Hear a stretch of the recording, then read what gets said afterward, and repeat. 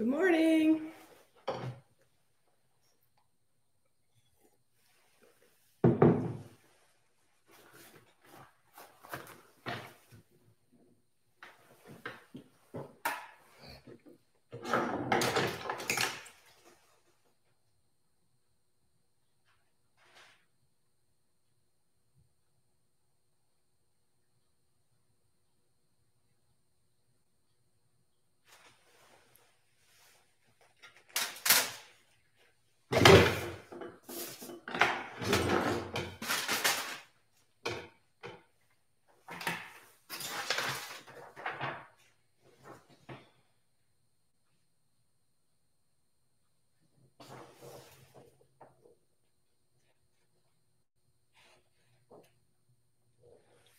Hope you can see what I'm doing there.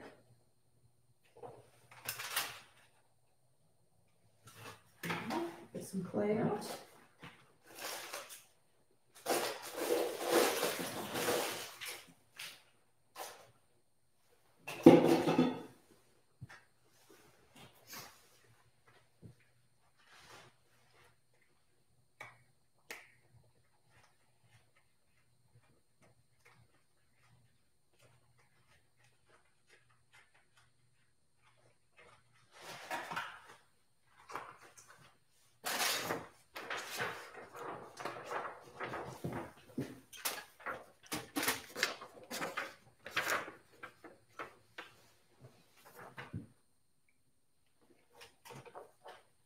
I'm measuring my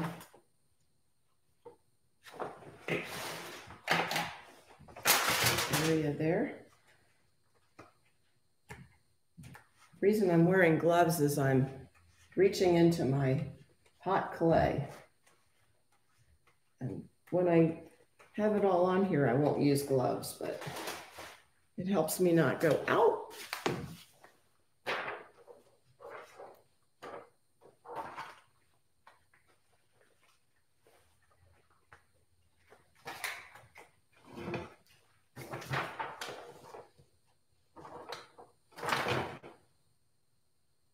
A little more on than I need there.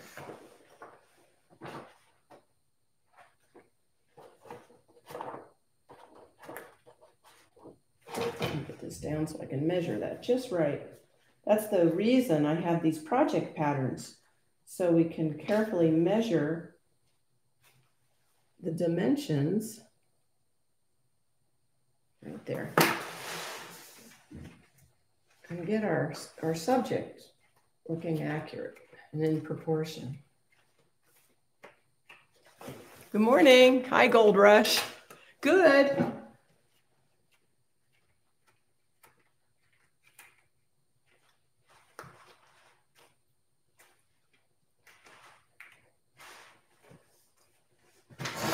Right now I'm just measuring out my pattern. I got a few things done. And make sure I can see your screen there, your chat stream.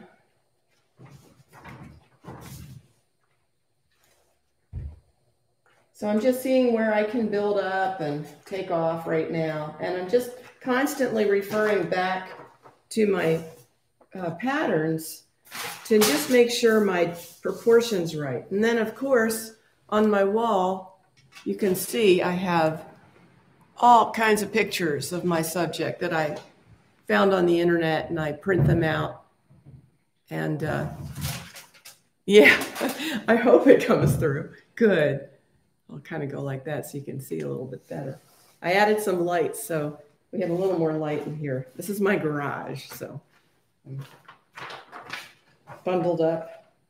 It's a little cold outside, but I'm warm. So as I go through and do these with the patterns that I have made, I'll come back in the end and update this project guide with actually measuring it up to what I've done here with more views. So, and then anybody who gets the guide early, I'm happy to send you the updated guide from that point, so that, you know, if you feel like something's missing, it will be there in the finished work.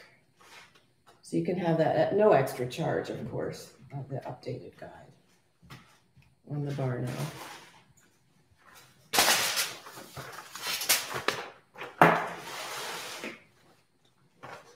So I'm looking at my back view right now. I'm just making sure I've got my width, which it is. And see, that's the value of this, is if I don't use this, I might think, oh, that looks too narrow right now, but it isn't too narrow. It's actually correct. And what's going to be narrower is the tapering down. So as I go through, I'll check it and then taper that down substantially. So it's right now not tapered yet. Let me see your question. Okay. I'm going to have to lean over every now and then. I'm going to get some assistance as this picks up so that I don't have to go like that. All right, so I'm reaching into my crock pot and I'm getting more hot clay. It makes it very soft.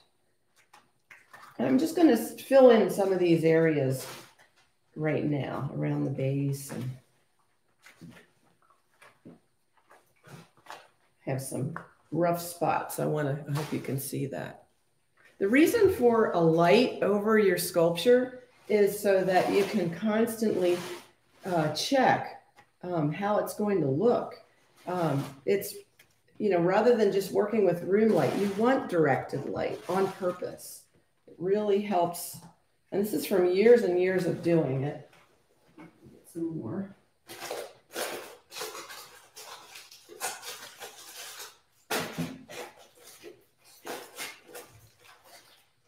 Okay, here's some really, really soft hot clay, which is great. You can get in there and really smooth down some of those holes. So I'll work a little bit more after the live stream, and then hopefully tomorrow update with my progress. I didn't have a lot of time over the weekend to work, so I couldn't get that far ahead. You have a question? I would love to make a lizard next time. I would love to do that. Yes, I will.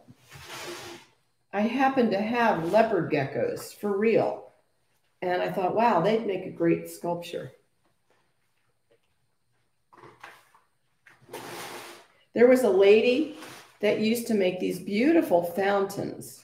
And this is years ago, but she would make lizards, all kinds of lizards and dragons all over the fountains. And it was really cool. And they were ceramic. And so she would fire those and then have all kinds of glazes and really interesting textures. That's where lizards make great sculpture models, because they have amazing colors and textures. I also have turtles. Let me see your question. Yeah, I have turtles too, so we might do turtles. They would be actually easy for kids to do. Like, this is not a kid's project necessarily, although I wouldn't put it past a talented young person to be able to do this. Chuck, when he started, he was young and he started on his own, and there was nobody to encourage him. Nobody in his family was an artist, and he just picked up clay, and that little car video that we did years ago, that was how he got started. And he turned into a master sculptor pretty much on his own training. Let me see, I use one of these. Now I'm using a tool. Now this is a really tough tool, but if you want great tools, I think SculptureDepot.net has really nice tools. It was hard to find good tools back in the day, but now there are so many wonderful sculpture tools available. It's incredible. And Sculpture Depot is located in Loveland, and there's the biggest sculpture shows of the whole year are held there. So maybe I'll go back there. We were there a long time ago and never went back because of Chuck's illness, but maybe in the future. Question? Oh, cool. I used to have a bird aviary too. We've always had a lot of animals, and animals provide really wonderful subjects for sculpture. It's fabulous, especially reptiles, because they have so much color and texture. It's so much fun to make them. So we'll definitely do a turtle or a lizard, and I'll also show you a turtle that we've done. In fact, on the learnsculpture.org website, you will see a sea turtle sculpture that was done in bronze, actually porcelain and bronze, years ago by Chuck. Put a little more mass there, and then I'll check it with my calipers. I'll get somebody to help answer questions as I go along here, because it's really hard for me to get up and see. Okay. Thanks for joining me today. Just smoothing this out. I'm going to go in and map out the feathers once I get the shapes, the basic volumes. The basic volumes in place there, and, you know, of course, this view. And they're not, now this actually looks longer, but this isn't as long. I'll check that though right now. Let's check it. And this is how you do it, because it's hard to visualize. As talented as you are, it's really hard to do this kind of visualization. All right, so I'm going to lock it right there. What I'm going to show you in a minute what I've done here. And I took these drawings from looking at all my pictures and really checking them and then making a back view that matched it up. So, okay. So I've kind of roughly measured that. Let's see what happens here. Okay. So it's almost there. And yet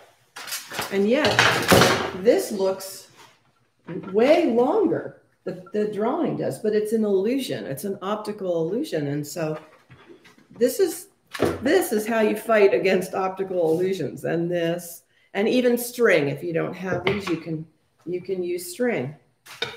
So I do have a little bit more tail length I can put in there, but I will wait on that because I don't want to chop it off. I'll wait till I smooth out this bulk. And so I've got a heat gun and it did break. Let me see your question. Stop record, you mean stop sculpting?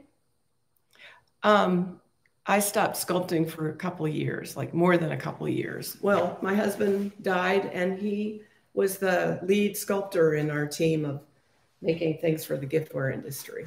And I learned everything from him. So I had trouble getting back to it because I was sad. And here I am back to it and really glad to be doing things again. But we made hundreds of sculptures for the fine giftware industry. Right now I'm just heating the surface. This is broken. Tomorrow I'll have a better one, I think. We're going to go buy a new heat gun. You have to be really careful with the heat gun. It can get very, very hot. Although this one does not get hot. So I need a new one.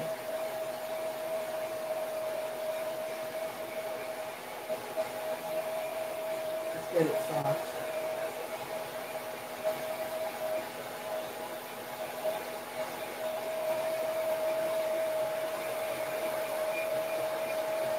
It's really not working.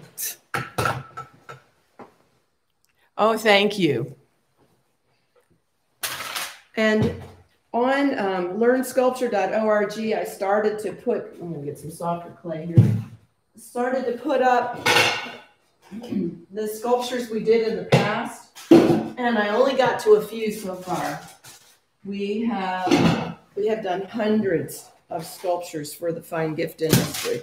So lots of small things, things that were done in crystal, things, of course, that were done in porcelain, bronze. And my goal with this will be to get a plaster cast made of this. I'll either do it myself and demonstrate it, or I'll have someone come in and show us here from the foundry, because I'd like to get a plaster cast and then show you how to refine the plaster even further. And then we'll take another mold on top of that, and that can be turned into bronze or even a set of plaster models. For people who don't have the big bucks for bronze, I think plaster is a great alternative. It's very, very hard for hydrocal, and you can color it. You can make it look like bronze, or you can go to resin, but resin's very expensive too. I mean, it's plaster, something that it's very affordable. And I like plaster, and it holds detail better than a lot of those other things. So you can get to your plaster model, have it cast, refine it with extreme detail, and then do your what they call polychrome finish on the plaster. And I mean, it makes for an absolutely beautiful model. So I still love plaster. Oops, it's my calipers making noise. As a final product. And a lot of old-time sculptures used plaster. So in my book, it's a beautiful medium, or can be, if you know how to work with it and seal it and do all those things. There we go. Just shoring up some parts here. And I'll get a heat gun, a new heat gun later today, and I'll be able to really accelerate my progress. Right now, I'm like, a little slow, a little bit slow. But if you are looking at tools, and I would advise you to go to sculpturedepot.net. Great set of tools, especially some that have like a handle with an Allen wrench that you can actually change the tips according to your need. So just make sure you didn't ask something else. If you have any other questions, I'd be happy to try to answer them. This needs to be smoothed more right here. I don't need to add more there. Let me just look at my, and you can see in the sculpture project guide, I hope you can see that on the wall. Let me bring that up. I have all these different views right now, but I will have more views plus the actual demonstration of the sculpture within these pages when we're all done. So I put the cart before the horse in case anybody wants to follow along. So I'm just trying to smooth this out, and then I'll take another set of measurements. And that's another thing. I don't know if Chuck mentioned in some of the foundation videos that we did. I was the person behind the camera on those. But I don't know if he mentioned it's really good to smooth your work out and then check it. And don't let things get too choppy before you do your final finishing. Just getting some new clay.